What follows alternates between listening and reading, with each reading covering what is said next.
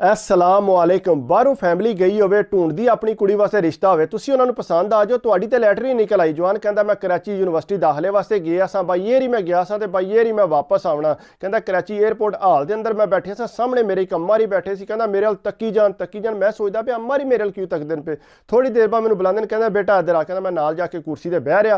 कहता मैं कहा जी अम्मा जी। कहता बेटा तू कित्थे दे। कहता मैं कहा अम्मा जी मैं इस्लामाबाद दा। अच्छा तो बेटा इत्थे कराची क्यों आए असें। कहता मैं कहा अम्मा जी यूनिवर्सिटी दाखले वास्ते। अच्छा अच्छा बेटा ये पढ़ाई कर रहे, ठीक है। तो तेरी बेटा कोई मंगनी शंगनी हुई है।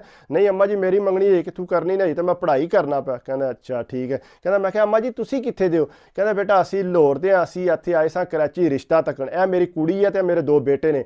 अपनी कुड़ी वास्ते मैं रिश्ता भी तकदी सा, ते रिश्ता ना कुड़ी नूं पसंद आया ना इहदे भरावां नूं पसंद आया, ते मैनूं भी कोई खास पसंद नहीं आया। ते असी हुण वापस चले आ। उंज बेसिकली असी होने आ इंग्लैंड। कहता मैं क्या अच्छा अच्छा।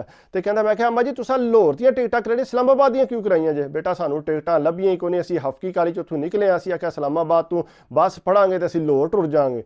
कहता अच्छा चलो सही है ठीक है। कहता मैं चुप कर गया।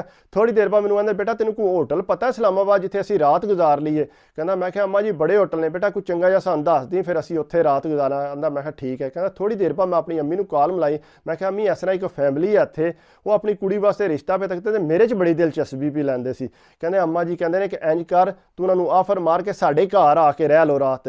कहंदा चलो मैं पुछना ने। कहंदा जिसले मैं उन्होंने आख्या कि तुसी साडे घर आके रह लो। कहंदा नहीं पुत्र तुहानूं की तकलीफ देनी। कहंदा अम्मा जी कोई तकलीफ वाली गल नहीं, मैं अम्मी नाल गल कीती, कहंदा इन्हां नूं लै आ घर। कहंदा चलो बेटा ठीक है। कहंदा तू जाके इस्लामाबाद लथे आ। उन्होंने मैं सीधा घर लै गया। कहंदा घर दे ने बड़ी सफाई शफाई की, कहंदा बड़ा सोहना उन्होंने वेलकम किया।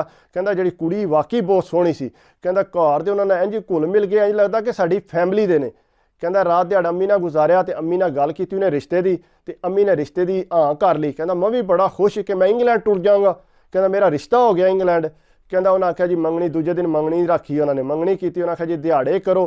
कहंदा ये उत्थे ही साडे घर ही। कहंदा असां आख्या तुसां लाहौर नहीं जाना। कहंदा लाहौर असां की करना, साडा उत्थे घर खाली पिया है, असी जो भी करना है तू करके ही लगे जाएंगे। कहंदा उन्होंने कोल गैर मुल्की पासपोर्ट भी है सी, सानू पता कि ये बाहरों ही आए ने। कहंदा उत्थे गलबात हुई उन्होंने जी 4-5 दिनों बाद जिहड़ा ना शादी रख ली। कहंदा जल्दी शादी करो, फिर साडे कोल इन्ना टाइम नहीं, असां वापस जाना, जाके फिर कुड़ी दे जिहड़ा ना कागज़ अप्लाई करेगी मुड़े दे, ते चलो मुड़े नूं बाहर मिलाना। कहंदा मैं बड़ा खुश। कहंदा तैयारियां शुरू हो गईयां। कहंदा साडियां फैमिलियां बार बार आके तक्कण के कौन लोग ने जिहड़े आए ने जिन्हां नूं ये पसंद आ गया। कहंदा वो भी तक तक के आखण वाह जी बड़ी किस्मत है मुड़े दी जिहड़ी इंज एड्डी जल्दी रिश्ता लभ गया इंग्लैंड दा।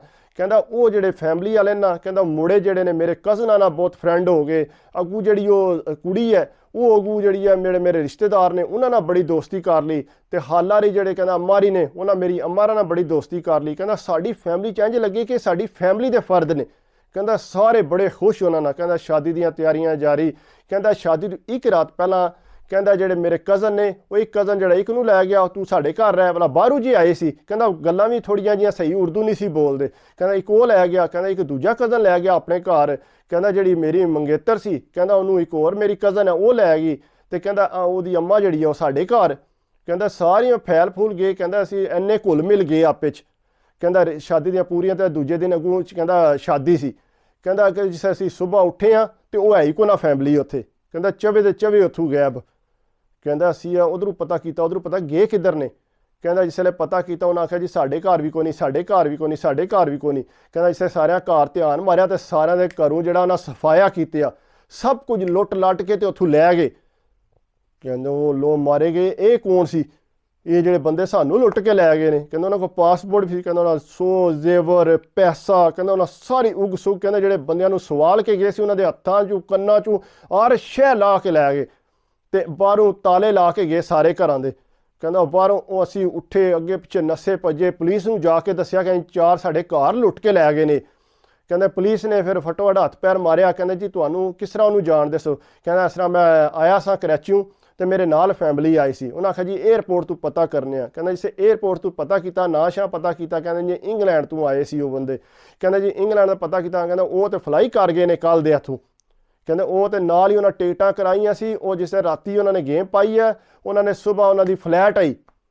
कहंदा वो हर शै तैयारी करके बैठे सी। कहंदा साडे 4 घरां चों पता नहीं कोई नहीं, तो घट तो घट भी 3 करोड़ रुपया लैके गए ने। कहंदा गे निकल गए। कहंदे हुण पुलिस वाले कहंदे असीं की कर सकने आ, ये तो तुहाडी गलती है, ना तुसां उन्हां दा अग्गा पिछा देखिया ते तुसीं डायरैक्ट अपने मुड़े दी मंगनी कर दित्ती है। ਕਹਿੰਦਾ ਤੁਹਾਨੂੰ ਆਪੂ ਸਮਝ ਹੋਣੀ ਚਾਹੀਦੀ ਹੈ। ਕਹਿੰਦਾ ਮੇਰੇ ਦੇ ਘਰ ਦੇ ਲਾਲਚ ਕਰ ਗਏ, ਉਧਰੋਂ ਮੈਂ ਵੀ ਲਾਲਚ ਕਰ ਗਿਆ ਕਿ ਸ਼ਾਇਦ ਮੈਂ ਬਾਹਰ ਟੁਰ ਜਾਵਾਂਗਾ। ਕਹਿੰਦਾ ਮੈਨੂੰ ਇਹ ਤਾਂ ਨਹੀਂ ਸੀ ਨਾ ਪਤਾ ਕਿ ਸਾਨੂੰ ਇਹ ਲੁੱਟਣ ਆਏ ਨੇ। ਕਹਿੰਦਾ ਉਹਨਾਂ ਨੇ ਐਸਾ ਸਫਾਇਆ ਕੀਤਾ ਕਿ ਸਾਡੀ ਤਾਂ ਸੂਰਤ ਹਾਲ ਹੀ ਵਿਗੜ ਗਈ।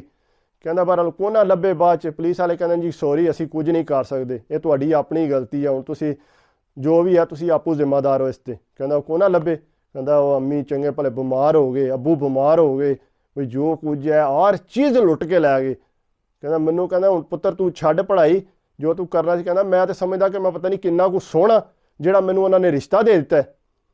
ਕਹਿੰਦਾ ਬਹਰਹਾਲ ਇਹ ਮੈਨੂੰ ਨਹੀਂ ਸੀ ਪਤਾ ਕਿ ਮੇਰੇ ਨਾਲ ਇਹ ਕੰਮ ਹੋਣਾ। ਇਸ ਵਾਸਤੇ ਇੰਨੀ ਜਲਦੀ ਕਿਸੇ 'ਤੇ ਇਤਮਾਦ ਨਹੀਂ ਕਰਨਾ ਚਾਹੀਦਾ। ਇਹ ਨਹੀਂ ਕਿ ਬਾਹਰ ਵਾਲੇ ਜਿਹੜੇ ਨੇ ਦਰਖਤਾਂ ਨਾਲ ਅੰਬਾਰ ਨੇ ਤੁਹਾਨੂੰ ਲੱਭ ਜਾਣਗੇ ਫਟੋਫਟ।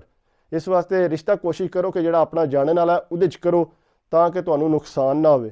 ਤੁਸੀਂ ਲਾਲਚ ਕੀਤੀ ਹੈ, ਲਾਲਚ ਬੁਰੀ ਬਲਾ ਹੈ, ਤੇ ਇੰਜ ਨਹੀਂ ਕਰਨਾ ਚਾਹੀਦਾ। ਤੁਸੀਂ ਇੰਨਾ ਨੁਕਸਾਨ ਕੀਤਾ ਦੂਜੇ ਘਰਾਂ ਦਾ ਵੀ, ਦੂਜੇ ਘਰ ਵਾਲੇ ਆਏ ਪਿੱਟ ਗਏ, ਆਏ ਮਰ ਗਏ, ਸਸਤੇ ਲੁੱਟੇ ਗਏ, ਲੇਕਿਨ ਕੀ ਹੋ ਸਕਦਾ ਸੀ?